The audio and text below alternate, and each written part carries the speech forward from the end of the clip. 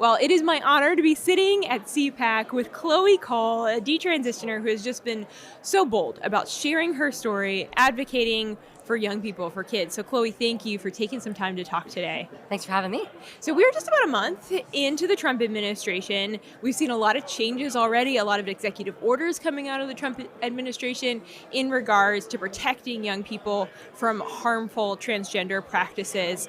But I was just speaking with you, and you have a really, I think, healthy perspective, a unique perspective on how the actions that we're seeing are great, but we're just scratching the surface. What do you feel like needs to happen next? Yeah, so I'm really impressed with how the Trump administration is handling the transgender issue so far. What with the executive orders that are being released on behalf of the medical side of it, and also on the sports issue. But these executive orders, while they are a great start and they're going to allow for greater change to be made, just having executive orders is not going to be enough. We've already seen them being struck down by the Supreme Court, and even if they weren't taken down, even if they were enforced, even if they were allowed to go through, the next administration could very easily just roll them back and continue to go into the opposite direction. We need to start creating federal legislation on the federal level. Yeah. Because as it is right now, this is a state-by-state issue, which, I mean, it works in states where they already have a Republican majority or are already eager to activate against this issue. But many states are rapidly going in the opposite direction, Yeah. like my own home state of California. Yeah. Where we've seen that just this week, I think there's a basketball team where a male athlete is still being allowed to compete against women because the state of California is saying we're not going to enforce President Trump's order that there's only two genders, which obviously applies to Title IX. So you're absolutely right. And they're also pushing in favor of the medical part of this. Yeah. It happened to me when I was younger, and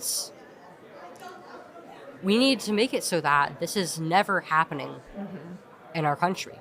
Yeah. We have to stop this completely because this ideology does not end, and no child in our country is safe until this is no longer happening within our own borders, where our own children and our own parents and our own families are being manipulated into saying yes to having their children, having their lives ripped apart, having their puberty taken from them, being pushed down a path of being a permanent patient, of being medically abused for life. Wow. This doesn't end until men can no longer just identify into entering and breaking into our spaces, stealing our sports championships, stealing our titles, stealing our sacred spaces where we can change, we can bathe, where we can use the restroom and change out for sports and for physical activities in the gym. Yeah. Chloe, I know that in your advocacy, you have met with many a member of Congress, and you've spoken about that need to have federal legislation. Yes. What are you sensing? What are you hearing from senators, from members of the House? Is there that willingness to push this forward to say in every single state across the country, we're going to protect kids from these harmful practices? Yes, we've seen RFK recently institute a federal definition of male and female as being sex labels. They relate to the body and either which gametes the body produces or what the body is primed to produce but cannot for whatever reason, which is one of the most incredibly important first steps, both the protection of children from these treatments and for women's spaces and sports. And just a few months ago, most congressmen and people on the federal level who I had spoken to didn't think that it would even be possible to activate on this on the federal level at all. But I've recently spoken to some people who are actually interested in instituting a federal ban Wow. on the medical transitioning and abuse of our children.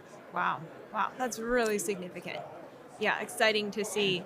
So as we talk about, what needs to happen next, the road ahead, I know you're saying there's more that needs to be done. Do you feel pretty optimistic about where things stand? I I'm cautiously optimistic. Okay.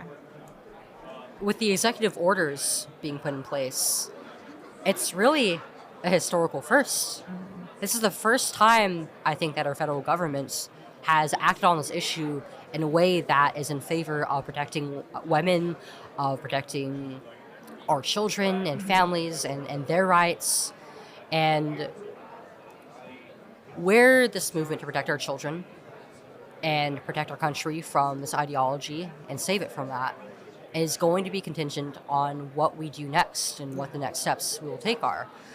A lot of the state-by-state legislation is going to be contingent on the U.S. versus Grimedi case, which is going to determine whether these state-by-state bans on childhood mutilation are constitutional or not.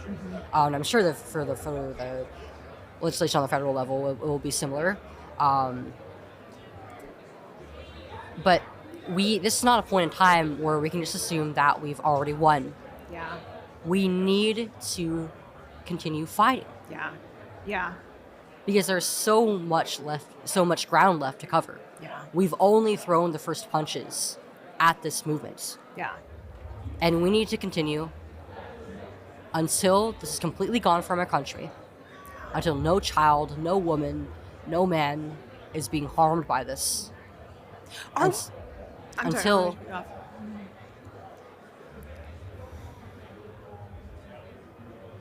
sorry, I have to take a moment to. No, you're fine. Take a moment.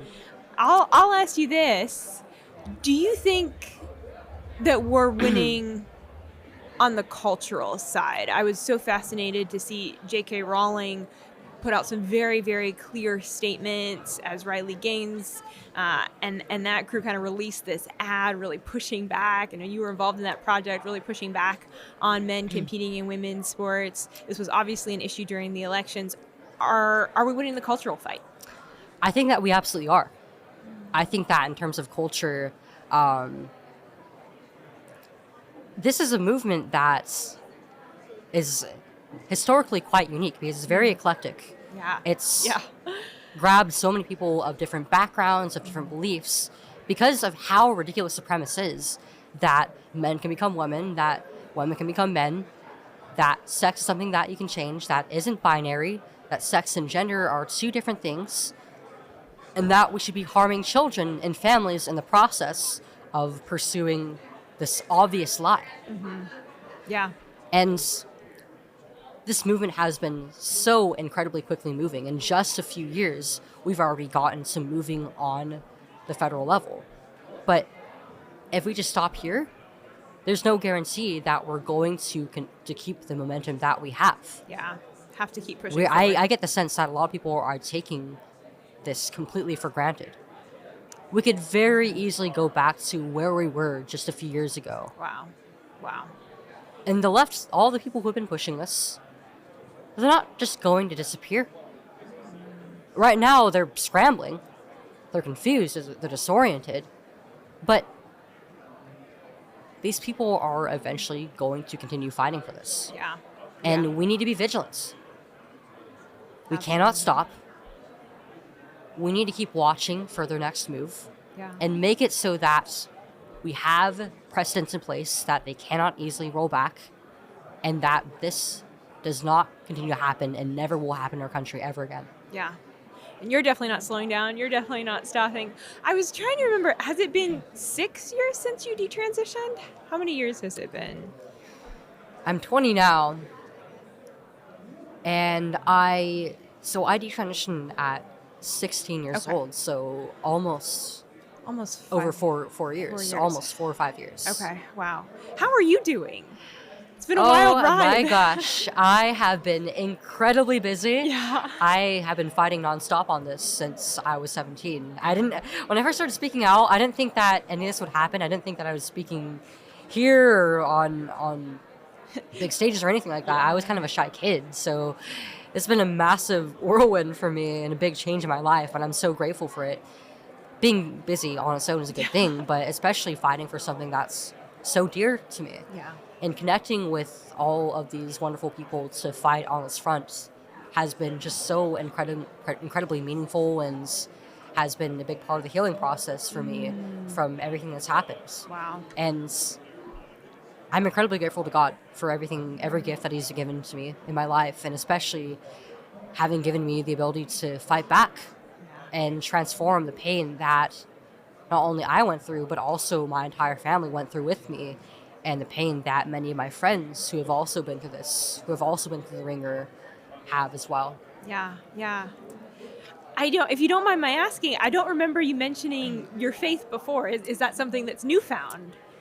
Yeah, I mean, I'd say that within like the last 2 years, it's something that's kind of been a slow burn for me, and it's that piece of my puzzle that had been missing for a very long time. I think it's exactly what led me into this in the first place. That confusion around my identity and around the world and around male and female and my purpose as a woman. Um, I think ultimately came from a lack of faith. It came from a lack of objective reality and morality, and I needed that objective, hard sense of that solid background, that solid foundation that Christ has now given me. That's powerful. That's really powerful. There's a lot of hope in that. Chloe, thank you. Thank you for your advocacy. Thank you for being willing to share your story literally over and over and over and in such a powerful way. Really appreciate you. Thank you so much. I mean, it's not always easy, and it's true that at times it can be incredibly tiring, but it's so worth it. This is a battle worth fighting, and I think that everybody has a place in it. I started when I was barely 17 years old, and I think that anybody can speak on this issue and speak in favor of the defense of our children and of reality. Everybody has a place in this. That being said, it doesn't necessarily always look like going around and doing all the crazy stuff that I do. It starts with a conversation. Yeah. It starts with honesty and just having these discussions. Powerful. Chloe, thank you. Thank you.